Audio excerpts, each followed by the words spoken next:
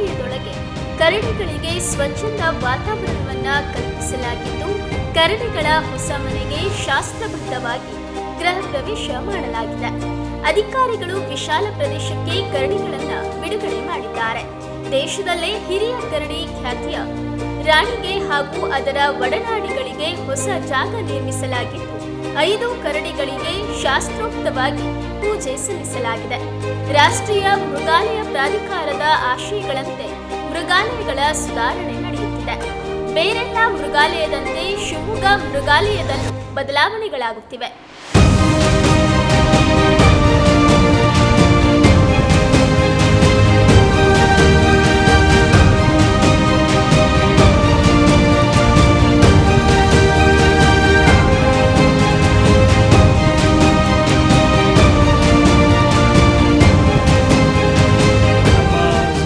ತುಂಬ oldest animal ಅಂತ ಅಂದರೆ ಸ್ಲಾತ್ ಬೇರ್ ಇದೆ, ರಾಣಿ ಅಂತ. ಸೊ ಅದಕ್ಕೆ 35 ಇಯರ್ಸ್ ಇದೆ. ಸೊ ಅದು ಮುನ್ಸಿಪಲ್ ಝೂ ಶಿವಮೊಗ್ಗ ಗಾಂಧಿ ಪಾರ್ಕಲ್ಲಿ ಮೊದಲು ಸಣ್ಣ ಮರಿ ಇದ್ದಾಗ ಶೆಪರ್ಡ್ ಒಬ್ಬರು ತಂದುಕೊಟ್ಟಿದ್ರು ಅದನ್ನು, ರೆಸ್ಕ್ಯೂಡ್ ಕಪ್, ಅದು ಆರ್ಫನ್ ಕಪ್. ಸೊ ಅದನ್ನು ಆ್ಯಂಡ್ರೇರ್ ಮಾಡಾಮೇಲೆ ಅದು ಸ್ವಲ್ಪ ದಿನ ಮಟ್ಟಿಗೆ ಗಾಂಧಿ ಪಾರ್ಕಲ್ಲಿತ್ತು. ಆಮೇಲೆ ತಾವರೆಕೊಪ್ಪ ಶಿವಮೊಗ್ಗ ಝೂಗೆ 1990s ಬಂತಿಲ್ಲಿ ಒಂದು ಸಣ್ಣ ಮನೆ ಅದಕ್ಕೋಸ್ಕರ ಕನ್ಸ್ಟ್ರಕ್ಟ್ ಮಾಡಿದರು.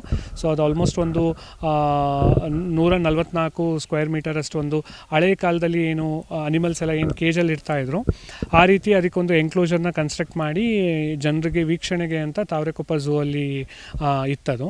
ಸೊ ಇವತ್ತು ಸುಮಾರು ಒಂದು 25 ವರ್ಷ ಆದಮೇಲೆ ಅದೊಂದು ವಿಶಾಲವಾದ ಎನ್ಕ್ಲೋಜರ್ ಅಲ್ಲಿ ಅದು ಇವಾಗ ಅದೊಂದು ಮನೆ ಆಗಿದೆ. ಅದಕ್ಕೆ ನಮ್ಮ central zoo authority of India guidelines ಪ್ರಕಾರ ಅದೇನು ಸ್ಟ್ಯಾಂಡರ್ಡ್ಸ್ ಇದೆ ಅನಿಮಲ್ ವೆಲ್ಫೇರಿಗೋಸ್ಕರ ಆ ರೀತಿಯಲ್ಲಿ ಅದನ್ನು ಎನ್ಕ್ಲೋಜರ್ನ ಕನ್ಸ್ಟ್ರಕ್ಟ್ ಮಾಡಿದ್ದೀವಿ. ಸೊ ಇದು ಸುಮಾರು 2800 ಮೀಟರ್ ಸ್ಕ್ವೇರಷ್ಟು ಏರಿಯಾ ಇದೆ.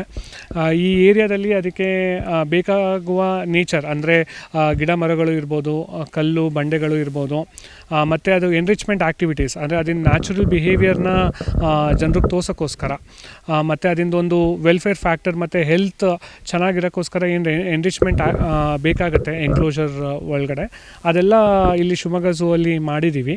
ಸೊ ಇದೊಂದು ಹೊಸ ಎನ್ಕ್ಲೋಜರ್. ನಾವು ಒಂದು ಝೂದು ಬೆಳವಣಿಗೆ ನೋಡಿದ್ರೆ ಒಂದು ಸ್ಮಾಲ್ ಎನ್ಕ್ಲೋಜರಿಂದ ಒಂದು ದೊಡ್ಡ ಎನ್ಕ್ಲೋಜರ್ ಪ್ರಾಣಿಗೆ ನಾವು ಕೊಡುಗೆಯಾಗಿ ಕೊಡೋಕ್ಕಾಗಿದೆ ಇವಾಗ.